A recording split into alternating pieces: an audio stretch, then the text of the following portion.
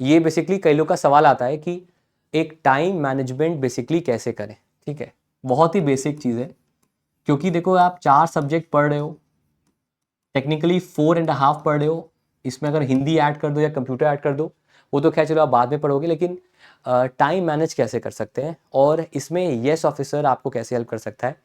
Basically देखो होता क्या है ना कि जब कोई तैयारी शुरू करता है, जैसे कि मान लेते हैं ये भोला है और इसने डे 1 तैयारी शुरू की।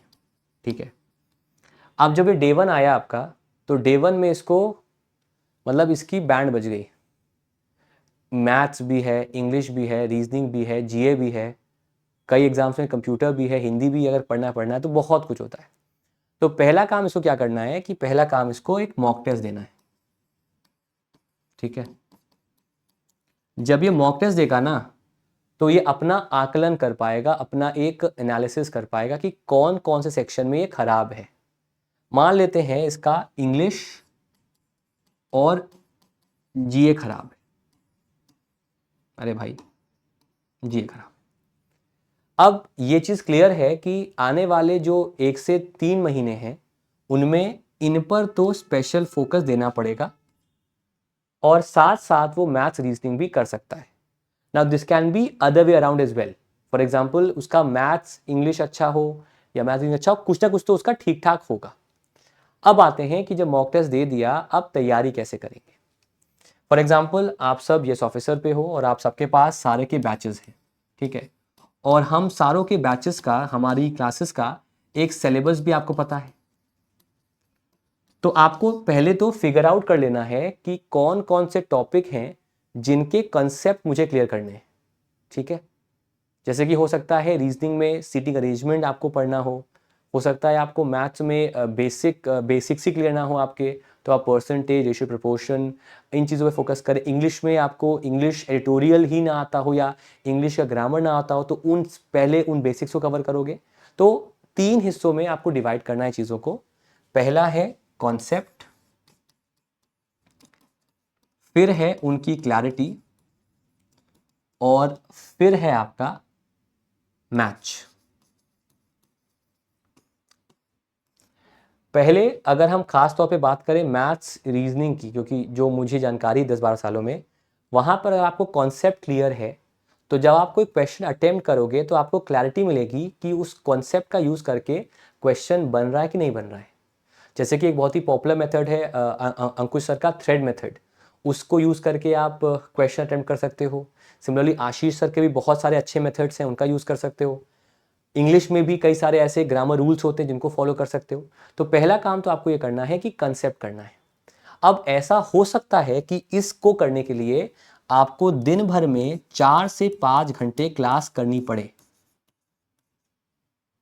और हो सकता है कि आपके लिए 3 महीने बेहद ही कठिन गुजरे, लेकिन बेटा वो शुरुआत है। और अगर शुरुआत में आपने हार्डवर्क कर लिया तो फिर आगे चलकर क्या आ जाएगी, आपको क्लैरिटी। फिर आपको एक कंसेप्ट की क्लास क्या करनी है, नहीं करनी है। फिर आपको क्या करना है, मैच करना है। मैच क्या होता है यहां पर, मॉक टेस्ट। कि भाई मॉक टेस्ट में क्या जो मेरे कंसेप्ट्स हैं उसको लेकर जो मेरी क्लैरिटी है, जिसके लिए मैंने प्रैक्टिस किया है, क्या मैं मॉक टेस्ट में उसके आंसर्स कर पा रहा हूं। अगर आप वो कर पा रहे हैं तो ये स्टेप भी क्या हो गया, क्रॉस हो गया। फिर आपको उस 3 महीने के बाद सिर्फ और सिर्फ मॉक टेस्ट करने हैं, साथ ही में एडिटोरियल और करंट अफेयर्स करना है, बिकॉज वो डेली आपका चेंज होता है, कुछ और फिर आपको एक्स्ट्रा नहीं करना है। ये बात आपको समझ में आ रही है। तो हो सकता है शुरुआती दौर में आपको हर एक क्लास को करना पड़े, हर एक क्लास को, लेकिन जब वो क्लासेस आप कर लोगे, उससे जब आपका कॉन्सेप्ट क्लियर हो जाएगा, उसको लेकर जब प्रैक्टिस करोगे और मॉक टेस्ट में वो क्लैरिटी मैच करने लगेगी, जब क्वेश्चंस फंसने लगेंगे, तो अपने आप ही आपका समय 8 घंटे पढ़ाई का 4 से 5 घंटे में आ जाएगा।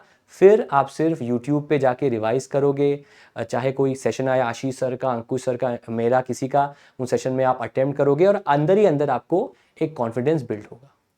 तो जो लोग बेटा नए आए हैं, जिनको अगर 2 महीने भी हुए हैं और उनको, कुछ लोग को कष्ट हो रहा होगा कि एक दिन में सबकी क्लासेस लगी हुई हैं, इमेजिन करो सिर्फ क्लासेस आपकी 4 से 5 ही हैं और उनमें कंसेप्ट सेम ही है, उन कंसेप्ट को आपको पढ़ना है, उनको प्रैक्टिस करना है और फिर उनको मॉक टेस्ट में मैच करना है। ये करके आप अपना टाइम मैनेज कर सकते हो। तो initially you have to give a lot of time on the concept part, then on clarity part by practice, and at the last you have to only give as many mock tests as possible.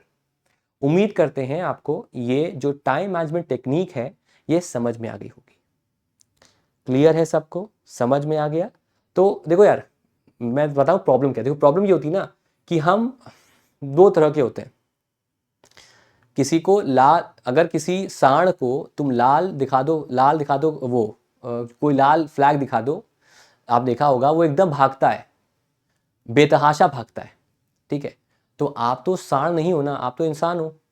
अगर आपको लाल दिख रहा है कि आपका गोल है, तो पहले अब अगल बगल देखोगे कि भाई कोई आएगा तो नहीं मेरे उसके बीच में, तो भागोगे ना। तो यही काम होगा। इनिशियली आपको टाइम लगेगा, लेकिन समय के साथ आप उस चीज़ को और बेटर तरीके से मैनेज कर लोगे।